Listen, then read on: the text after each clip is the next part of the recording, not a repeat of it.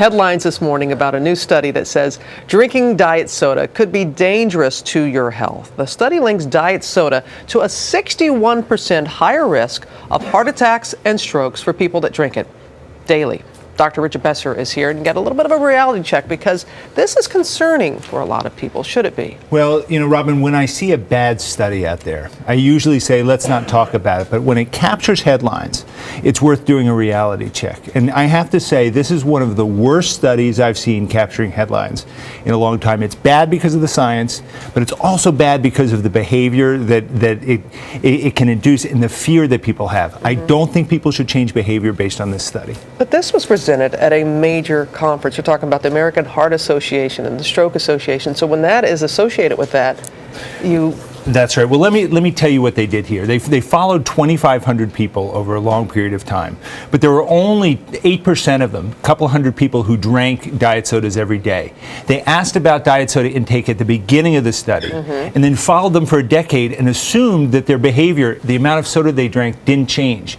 They didn't look at how much salt they took in. They didn't look at what other foods they ate. Those things we know are associated with stroke and heart attack. They didn't even look at obesity over time. And so to conclude from this that it's all from the diet soda just makes no sense whatsoever. Now, at a meeting, national meetings are different than what's published in a journal. A meeting is a place for scientists to talk about things, to talk about studies that are in the works. But what I'm finding over time is that there tends to be a desire to capture those headlines. So you see sensational things like this, that just go wild coming out of a meeting. Well, it certainly did capture our attention and really did grab headlines. So give us the bottom line when it comes to our consumption of diet soda. Because so many people this morning, as we've been saying, instead of that cup of coffee, they're having a diet soda. They are. Well, first off, I'm not a big soda fan. Regular soda is worse. We know it's linked to obesity.